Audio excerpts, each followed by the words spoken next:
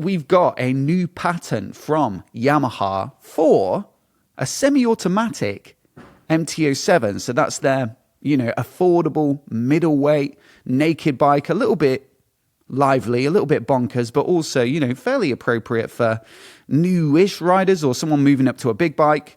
And basically what you've got here is a modified MT-07 that uses a semi-automatic box that's derived from a similar idea to a system that they used to use on their FJR 1300, which was, I think the auto box on that came out in 2006.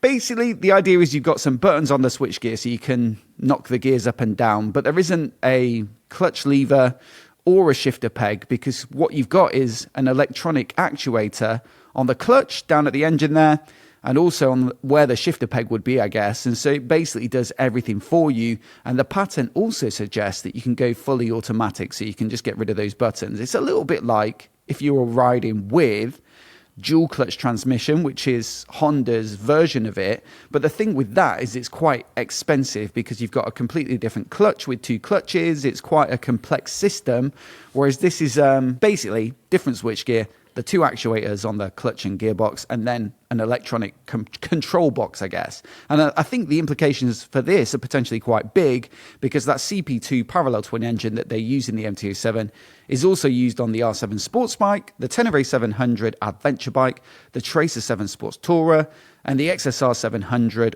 Retro. But I think maybe, the MT-07, the Tenere and the Tracer are probably the most likely applications for something of this nature. Is this something that you care about at all, mate? Like, is this something you'd be interested in?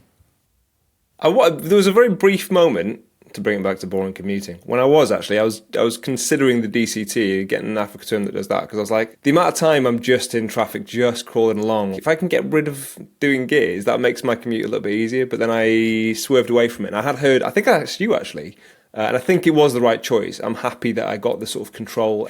It's one of those things, I think it makes more sense in cars than it does on bikes, personally.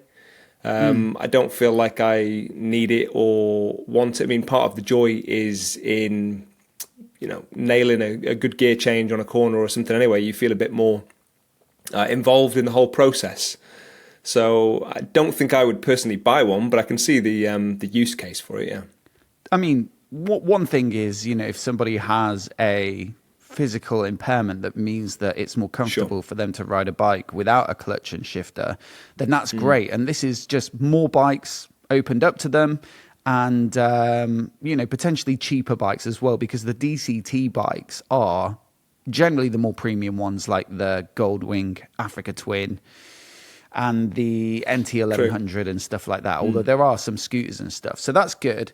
I think the other kind of idea is that when we talk about stuff like this, it's the town stuff you were just mentioning, in that you would just have this twist and go experience and it would make life easier. But I think the problem is that actually at lower speeds, they can be a little bit clunky. I mean, DCT, they've spent years and years and years refining it, and it still is a little bit of an art to ride smoothly at sort of walking pace and stuff like that. You need to drag the brakes and all that stuff. Is this system realistically going to be as refined as a system that's got two clutches and can seamlessly move up and down the gearbox? Probably not. So I'm not sure that I'm not bothered about this either. And then it's got me kind of thinking, well, who's it for? Maybe it's the newer riders who find the clutch and shifting a little bit tricky to get their heads around. So this might be appealing in terms of getting people on a bike. But I would just say, spend the time, do the miles to learn to ride properly, and you'll get more enjoyment, as you say, that satisfaction in the long run. Yeah, because if you're out for a pleasure ride, you're probably not going to be doing lots of stopping and starting. You're not going to be going somewhere where you're hitting every traffic light. You're going to be going out on a more enjoyable road. So you wouldn't really need it, because you don't, you have to change every now and then in the corner, but it's not a hardship. It's actually enjoyable. So to get rid of that, you're actually losing something. And if you were paying more to lose something, I don't know whether that's a good deal to me. But like you say, I think there are certain people that it would maybe get them back out on a bike again because they can't gear change, or it's a bit too hard for them. I think that's a good thing. It does remind me a little bit of this new e-clutch from Honda. There's some similarities in that you'll get the twist and go nature of it. And also the idea of that system is that it's cheaper to make than DCT. So they're going to put it on the CB650R, the CBR650R, which are sub 10 gram bikes.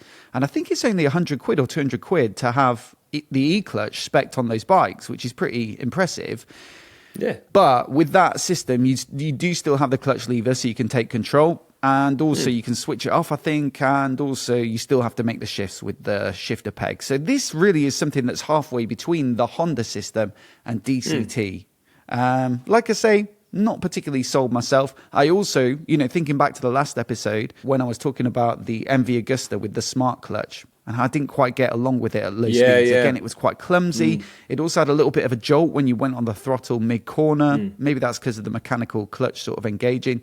Yeah, I didn't really love it. But I've got the CB650R with the e-clutch come in a couple of months for review. So maybe that'll be enough to change my mind and actually get me excited for something that's kind of halfway between.